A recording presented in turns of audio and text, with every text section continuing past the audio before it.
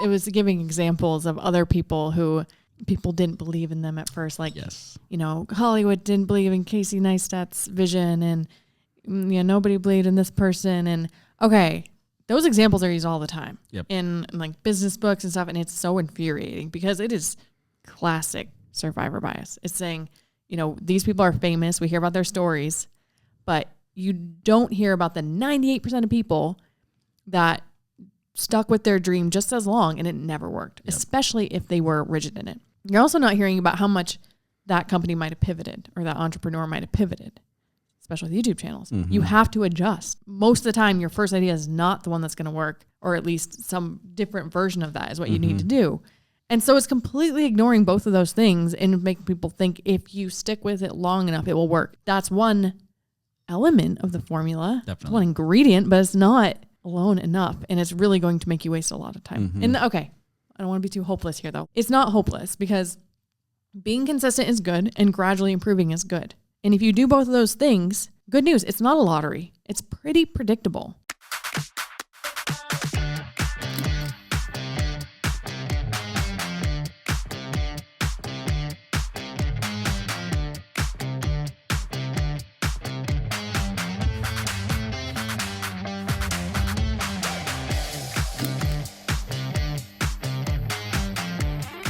Welcome back to Creator Files Podcast. I'm Julia. I'm Nathan. And we are talking about a stereotype kind of mindset that's, honestly, it's bad advice that keeps being spread around. And I don't blame people for taking it because I have taken it, especially early on in my YouTube journey. I took it very seriously. Yeah. And it's really kind of drives me crazy. So I saw an Instagram post. It was 2 days ago, maybe. I told Nathan, we have to make a video for channel makers about this because I really want to set the record straight. And there's some nuance to it, but I'll just get to it. So the Instagram post I saw that bugged me, it said, one video changes everything. It just takes a lot of videos to get to that one. Keep creating. So that sounds very inspiring at first glance. And which is what Instagram's for. Yeah. Right? That's fair. There's some truth to it. Yeah. But it's leaving out a big part of the picture and I think kind of sending people entirely in the wrong direction. But what are your thoughts, Nathan? Yeah, I mean, I think I get the point here, and it does just feel like one of those inspirational quotes. Just like, just keep going. When all odds are against you, it's like, okay, maybe you're having some hard things going on. Probably not all odds are against you. It's not a complete picture, which hardly anything is. And I think you're right. I think there's a lot of nuance here, but I do hate the advice because I think there are some pretty significant downsides to really using this as your mantra. Like, I'm just going to keep going. Eventually, I'll have one video take off. There's a lot of pretty big problems with that. I mean, I guess we've identified some of the negatives of that, but I'm like trying to think here on the spot, like, what are some of the positive reasons to use that advice? I mean, the only thing is like it would motivate you to keep publishing, which is good. I would say that if anything, that's the only good thing about this is the motivation to continue to publish. I just don't know if it's going to get you to publish the right thing. Exactly. And we've talked before about how important it is to be consistent. Most channels don't take off until they have over 100 videos. You're not going to get better if you don't publish often. Right. But it's completely the wrong idea to just wait for that lottery winner of, if I just keep posting these same kinds of videos, one day one of them's going to take off. It's not really how it works. Usually when a video takes off, something very different was done. Sometimes it's intentional, sometimes it's accidental, and then you can learn from that.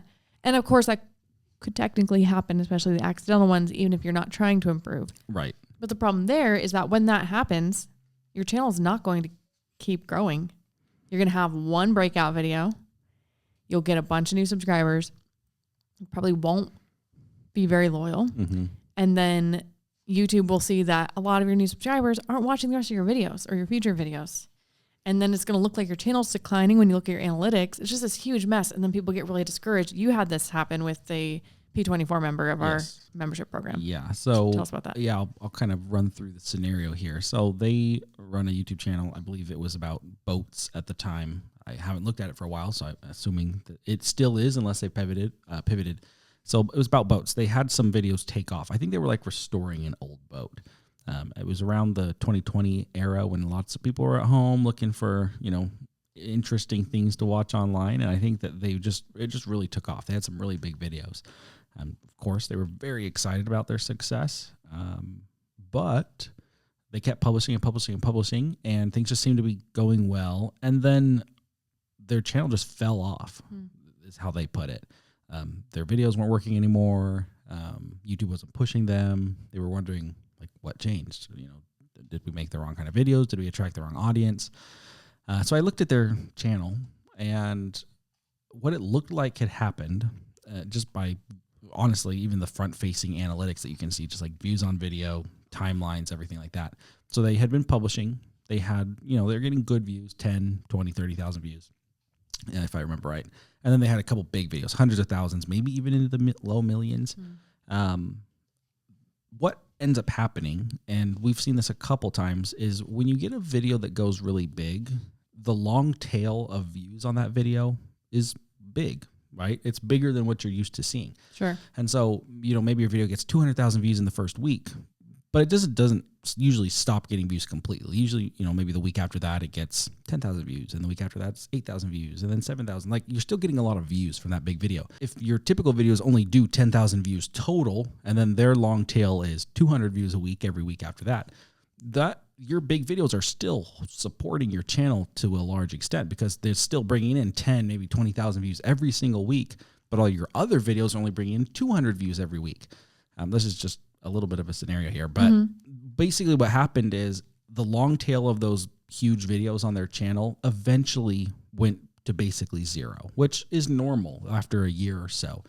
But they didn't realize and they didn't pinpoint that as the problem, which is, I say problem, it's not even really a problem. So they ended up, the long tail of their big videos went to zero. And then the only things that was keeping the channel, views wise supported was all their small videos, which were getting 10 or 20,000 views baseline, leaving them with a smaller long tail. So long story short, their channel wasn't declining per se. It's just that the long tail views on those big videos stopped on their channel. And so now they were just left with fewer views. All their other videos after they published their big video, those huge videos, they were still getting 10, 20, 30,000 views, but they weren't getting 1 million views. And so what they felt like was failure on their channel was something that was completely normal. It was just that they didn't realize that, and it discouraged them to the point where they nearly wanted to quit. Yeah, it's really sad, especially because I think the way YouTube displays the analytics, especially on like the main dashboard, it's very like, here's where you are compared to last month. So if you have a breakout video, or here's where you are compared to last 6 months or last year at this time, if you have a breakout video, it can look really bad. It can look like you're totally declining when that's not the case. It's going to skew the data. Yeah, absolutely. Yep. Yeah. So I think breakout videos can be good if your channel is already consistently growing. And in that case, you'll definitely get a little boost from those big videos. And then the long tail of those bigger videos can kind of boost up these other videos that are hopefully also interesting to the same people that watch those big videos, hopefully also very high quality so that they won't be disappointed when they go watch another video, even if the topic isn't maybe quite as interesting to them or wouldn't have brought them to the channel. Once they see your trending video that did really well, and hopefully not just because of the topic, hopefully because of the content as well, maybe like you a little bit, build a little bit of trust, keep watching other content. Like, it can help if you know what to do with it and if your channel's already improving. Definitely. The problem is if you're just kind of publishing mindlessly. And I know most people aren't publishing mindlessly. They're trying to improve a bit. But sometimes I think we get tired and maybe we don't know how to improve. I know I've been there. And then what ends up happening is I'll just kind of keep publishing for publishing's sake. And what would probably be better is to take a pause and, work on improving some aspect of the videos. Definitely. I want to give another example here. Yeah. I think it will maybe make it a little clear. So on one of the channels that I have, we had a video go much bigger than our other videos typically do. So I'm looking at the last 28 days on my channel. I'll tell you the stats for the top 5 videos. So video number 1, top video in the last 28 days, got 6,000 views, which pretty good. Not so bad. Number 2, can you guess? 191 views. So from video 1, that breakout video got 6,000 views in the last 28 days. Video number 2 got 191. Video number 3, 156. Video number 4, 77. Video number 5, 11.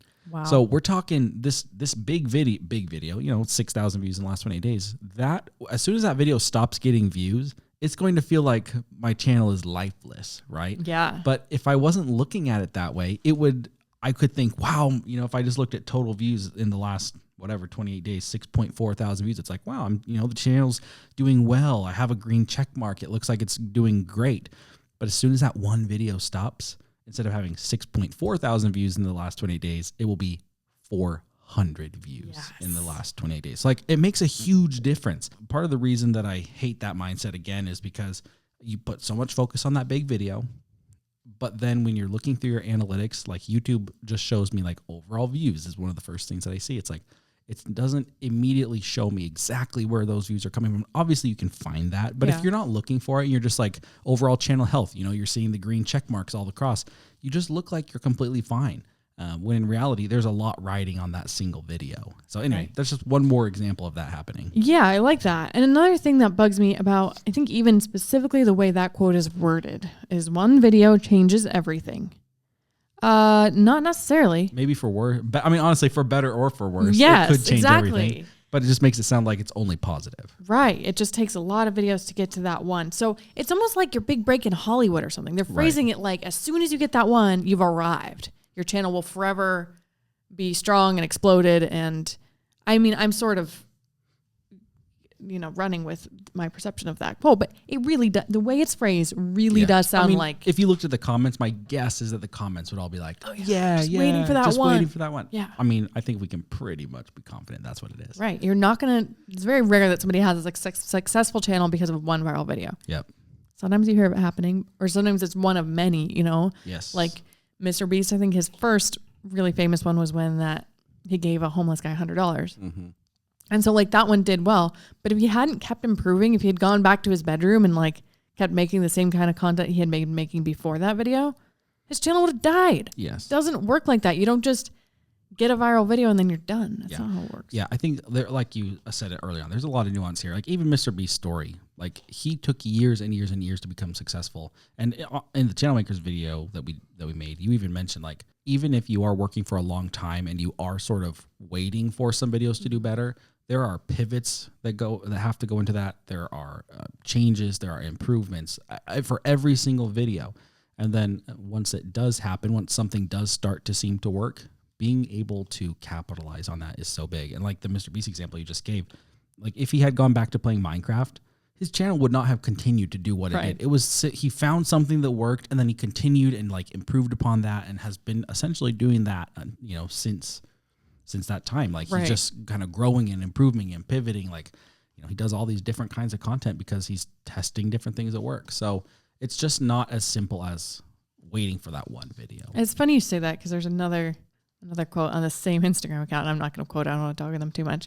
No, I'm not saying their name, but it was giving examples of other people who people didn't believe in them at first. Hollywood didn't believe in Casey Neistat's vision and nobody believed in this person. And those examples are used all the time in business books and stuff. And it's so infuriating because it is classic survivor bias. It's saying, these people are famous. We hear about their stories, but you don't hear about the 98% of people that stuck with their dream just as long and it never worked, especially if they were rigid in it. You're also not hearing about how much that company might have pivoted or that entrepreneur might have pivoted, especially with YouTube channels. Mm-hmm. You have to adjust. You can't just, most of the time, your first idea is not the one that's going to work, or at least some different version of that is what you need to do. And so it's completely ignoring both of those things and making people think if you stick with it long enough, it will work. And that's one element of the formula. Definitely. One ingredient, but it's not alone enough. And it's really going to make you waste a lot of time. Mm-hmm. And I don't want to be too hopeless here though.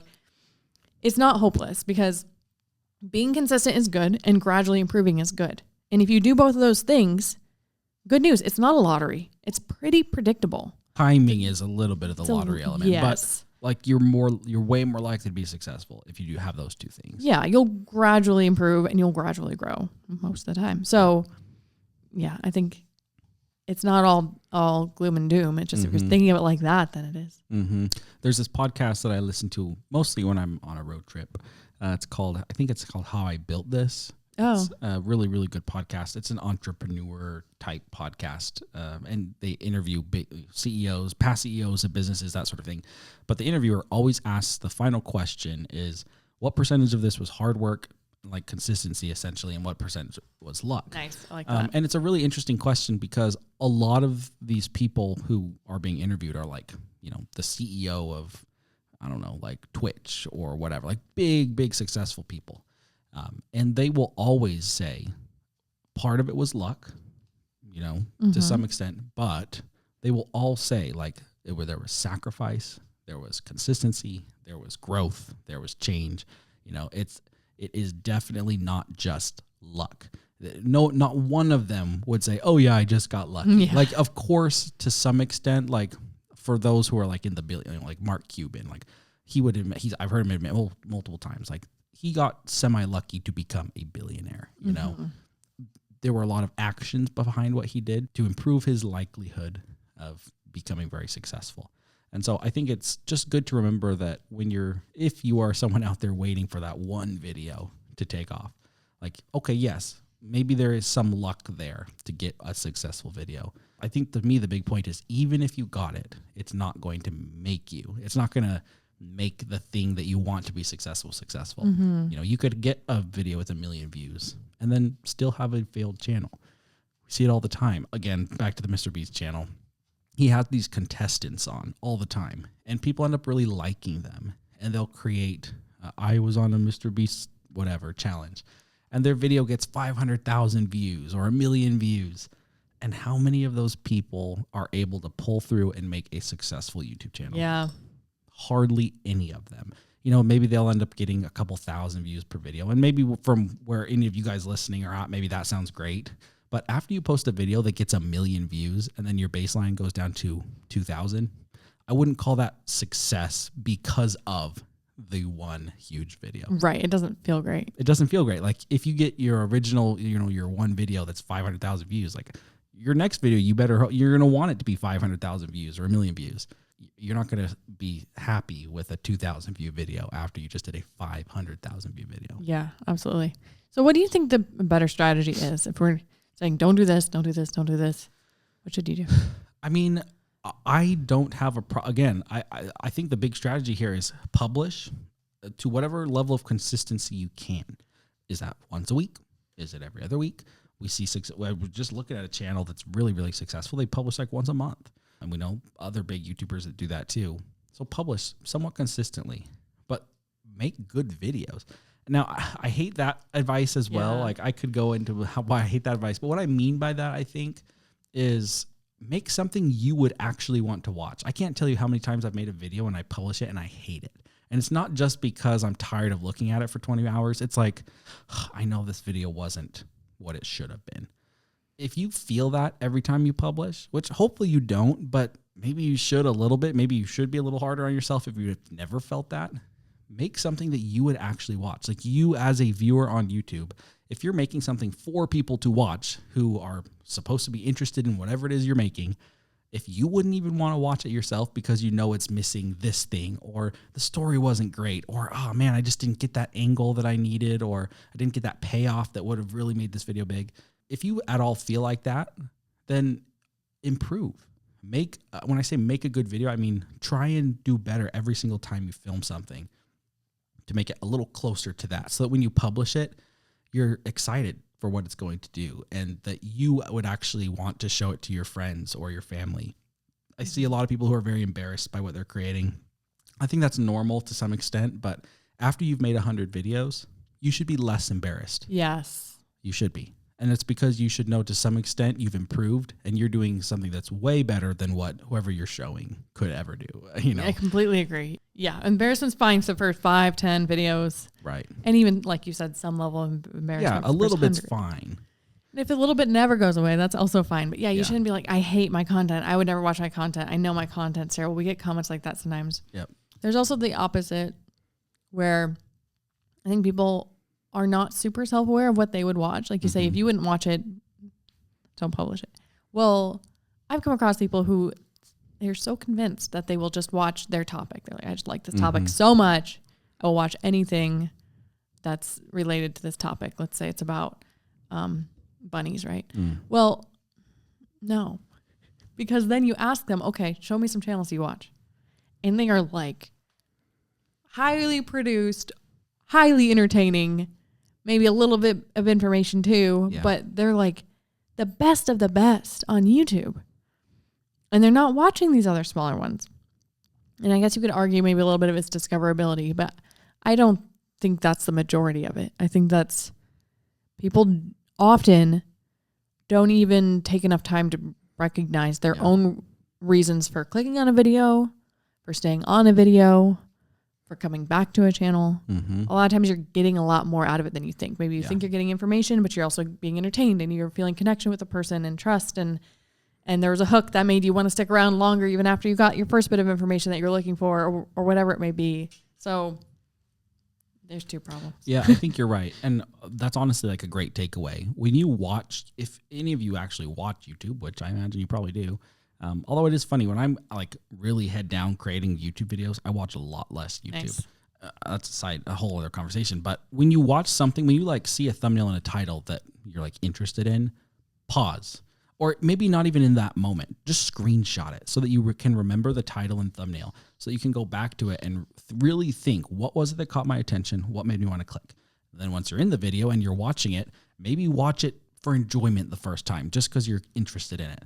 But if there's a time in the video where you lose interest and you want to click away, if there's a time that's just like amazing and super exciting, like think like a YouTuber. Yes. Watch it like a YouTuber, not like an audience member. If you're like, oh, well, then I won't enjoy it. Okay, watch it as an audience member the first time and then watch it again and be analytical. Figure out what were the shots that made the big difference. I just had this happen yesterday. I was watching a Michael Reeves video. He's he's wild. I can't even explain his channel. It's like hilarious, funny, fun engineering, but super entertaining, very informational. I like watched his video and I was just blown away by the amount of time and effort that he put into making something look so easy and simple. And if I had just been watching it as an audience member, I would have totally enjoyed the video. But watching it from the perspective of a creator, I was just thinking, how many hours did he spend doing this? And what was it like to set that shot up? And he had one shot where he was like looking up, like maybe 10 or 15 feet up, and there was a camera up there. And I was like, how did he get a camera up there? And he's like, it was like a 10-second shot, but then he showed a really far away shot of himself, and he had a ladder, a literal, like an A-frame looking ladder with a tripod on top of the ladder with the legs taped, and it was like as tall as it could extend. And like you could tell it probably took him 30 minutes to set up that 1, 5, or 10-second shot. But he did it and it looked really good. And it was just like, compared to the previous shot, it just looked so different and it just made it interesting and intriguing. Anyway, if you go through and you watch YouTube like that, you're going to start to understand what it takes to make an interesting, watchable video. Something that will make people click, something that will make people stay. If you always just watch as an audience member, you're going to miss out on that. You're still going to enjoy the content, but you're going to miss out on learning opportunities. I think one of the best things you can do as a YouTuber is watch other successful YouTubers. With a critical eye. Exactly, with a critical eye. It's just like if you're in any industry, you should be looking to the top people in your industry and learn what they're doing and try and take away what you can and apply it to yourself. Yeah, and I bet you if you ask most of his viewers, why do you watch this channel? They'll be like, oh, because I like engineering and I just like his personality. Fun personality, exactly. Yeah, they just think, oh, we would have been best friends if we had just, met at a coffee shop. And they don't realize how much is going into it. Like you don't realize that part of what's keeping you there is all that visual variety of the interesting shots and things like that. It can also get discouraging to look at something like that and think, I don't have the time or the skills or the energy or the drive to spend 40 minutes on 5 seconds of my video. Right. So how do you find the balance, do you think? I mean, number one, I would maybe just adjust your expectations a little bit. Like that shot that I mentioned that was pretty crazy. What is what's a shot that I could do that would just be different than what I normally do? If I'm normally sitting at a desk talking head to my camera, what's something different that I could, could I go sit on my couch? Could I go do a couple, a little shot outside my house? Or it doesn't have to be crazy. It doesn't have to be Mr. Beast. It doesn't have to be whatever. It's just do something different. Yeah. Change it up a little bit. And then if it's like, well, if you have a really good idea where you're like, I think this will make a big difference, maybe skip a publishing week and tell your audience, say, hey guys, I'm working really hard on this video and I'm really excited for it. I'm doing some new things, but it's going to take me an extra week. Hope you guys can understand. I think that's perfectly acceptable. I think that that's very real. I think that there's something very connectable about that with your audience. And I think that that's totally okay. Now, if you just procrastinate another week and don't do anything, then of course that wasn't worth it. But if you actually spend that extra time and you're getting excited about it, and you're really into it. And I think about Cody here who edits for us and like the way that he is so meticulous about everything he does. Like 99% of the time, I think I would drive myself absolutely insane trying to have that level of care. But sometimes when I get excited about something, I just dive in and I don't care if it takes an extra 2 hours. I just want it to be good because I love what's coming out of it. And I think if you can get into that flow state, it's pretty fun. You're onto something good too. Yep. You're enjoying the process and the result will be a lot better. Yep. Your audience will notice. Cool. Well, I really like your ideas for kind of how to tackle this because I think any bad advice, it perpetuates because we kind of don't want to believe the opposite sometimes. Right. Or it feels hopeless. But there really is hope and there's other ways to navigate consistency and improving quality and hoping that your channel will grow. Yep. Another thing I want to say is it's exponential. So you might say, okay, well, if I just want gradual growth, well, I'm getting, an increase of an average of 20 more views per month. That's at that rate, it'll take me 10 years to get to where I want to go. It's pretty exponential. Yeah. In the beginning, as long as you're growing some, that's a good sign. And over time, the jumps will be a little bigger. So. Yeah, they do get bigger and bigger. And I don't know if this is the conversation we want to have right now, but at some point I want to talk about once you do have that viral video, what do you do with it? Yeah. I think that could be a whole different discussion, but that's something that's really important. Like we've talked a lot about how to get to the point that's a little more of a healthier mindset as far as growth on YouTube and how to sustain that. But at some point, it is likely that you will have a video go big. Even if you are growing gradually and improving and you're publishing consistently, maybe you grow from 500 views to 700 to 800 to 1,000, whatever. At some point, you may have a video get 50,000 views, and it might shock you. But there are some things you can do. And if you do those, then they will make a significant difference in how much value it can bring to your channel. Mm-hmm. Absolutely. Thank you for listening. Tell us your thoughts. If we're wrong, let me know. Maybe there's something we're not thinking of. We'll fight you about it. Yep. See you guys next time.